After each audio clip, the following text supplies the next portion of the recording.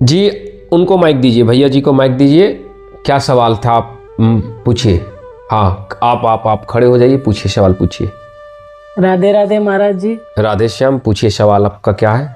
महाराज जी मेरा सवाल ये था कि अकाल मृत्यु जो होता है उसका कारण क्या होता है और क्यों होता है। अच्छा, आपका सवाल है कि अकाल मृत्यु क्यों होती है और उसका कारण क्या है जी। तो देखिए, इसका अकाल मृत्यु का अर्थ क्या होता है। जिसकी अकारण ही मृत्यु हो जाए उसे ही अकाल मृत्यु कहते हैं। अल्प आयु में मृत्यु होना या अकारण ही मृत्यु को प्राप्त हो जाना, जैसे एक्सीडेंट हो गया और वो मर गया, ठीक है, उसकी अकारण मृत्यु हुई है। उसका कोई कारण भगवान के पास नहीं था, हमारे पास नहीं था, बस वो मृत्यु को प्राप्त हो गई, ठीक है। तो अकारण मृत्यु को ही या फिर अल्प आयु में जो मृत्यु होता है उसे ही क्या बोलते हैं, अकाल मृत्यु। अब अकाल मृत्यु क्यों होती है इसे बड़ा गौर से समझिएगा।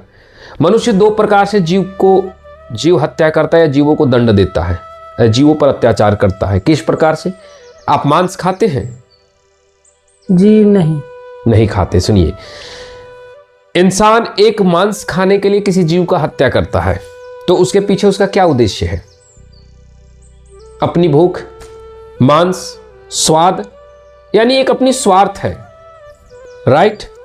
लेकिन जब आप किसी जीव को, कुत्ते को पत्थर मार रहे हैं और आपको अच्छा लग रहा है, कोई गाड़ी चढ़ा दिए किसी रोड पर चलते हुए, किसी कुत्ते को मार दिए, किसी गाय को मार दिए, किसी बकरी को मार दे रहे हैं और आपको अच्छा लग रहा है, या मेरे से लड़ाई है, आपको पड़ोसी से लड़ाई और किसी उसके जानवर को आप मार करके इंजॉयमेंट ले रहे हैं, तो क्या आपका उसमें कोई स्वार्थ है?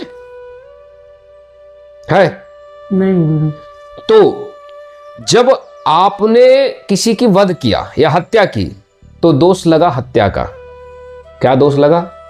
जैसे आपने किसी को मांस के लिए मारा तो वो पाप है, लेकिन किसी को इसलिए मारा क्योंकि आपको आनंद आ रही है तो ये महापाप है। समझ में आई? जी महाराज। क्यों मांस आप खा रहे हैं, एक बात का मतलब, आप ना खाते अलग बात है, पर आप खा रहे हैं और आपने किसी जीव की हत्या कर दी तो पीछे उद्देश्य है कि आपने मांस के लिए मारा, उससे उस जीव से आपको कोई भी दिक्कत नहीं है, आपने केवल मांस के लिए मारा। दूसरी चीज, उस जीव के साथ आपने अत्याचार नहीं किया, सिर्फ मांस का स्वार्थी जीव के लिए कुछ लालच में आपने किया। यह बहुत बड़ा दंड है और यह दंड किसको मिलेगा? आपको। आप में से जितने लोग खाते हैं उसका दंड किसको मिलेगा? आपको। लेकिन आपने किसी जीव को अपने सुख के लिए मारा तो इसका दंड भी जब आपको भोगेंगे तो इसी पृथ्वी पर भोगना होगा। उसका नरक और स्वर्ग से कोई लेना देना, अगले जन्म से कोई लेना देना। तो जब कोई व्यक्ति किसी जीव को अपने आनंद के लिए मारता है, सुख प्राप्त करने के लिए, द्वेष भावना से मारता है, जिसके पीछे उसका भोजन स्वार्थ ना हो, बस खुशी के लिए मार देता है या किसी की दुश्मनी, ऐसे महापाप में जब आपके घर में संतान जन्म लेगा तो कौन लेगा? अल्पायु। जिनके यहां अल्पायु में कोई मृत्यु हो जाए उसके यहां एक कारण आप ढूंढिएगा कि उनके पूर्वजों ने, चाहे उनके बाप ने, दादा ने, भाई ने, किसी ने जीवों के ऊपर अत्याचार की, चाहे किसी कुत्ते को जान के मार दिया, गाड़ी चढ़ा दी, या किसी जानवर को मार करके उसको आनंद लगा। कभी क्या होता है, हमारे दरवाजे पर कोई कुत्ता बैठा, हमने बड़ा पत्थर मार दिया, लेकिन हमें नहीं पता कि उस कुत्ते के पेट में हो सके बच्चा हो, है ना।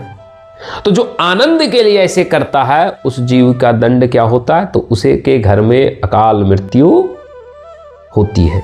इसीलिए कभी भी जीवों को आनंद के लिए मत मारिए, मारना ही नहीं चाहिए। मैं तो ये भी कहता हूं कि आप मांस के लिए भी मत मारिए, पर आपने पर्सनली क्या किया कि अकाल मृत्यु क्यों होती है, इसलिए मैं अकाल मृत्यु का उत्तर दूं।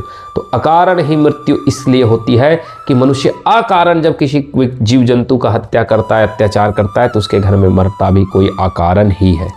समझ में आ गई? और कुछ मन में संदेह? नहीं महाराज जी। ठीक है, चलिए, जय श्री राधे। आगे किन्हीं को प्रश्न है? अगला माइक दीजिए।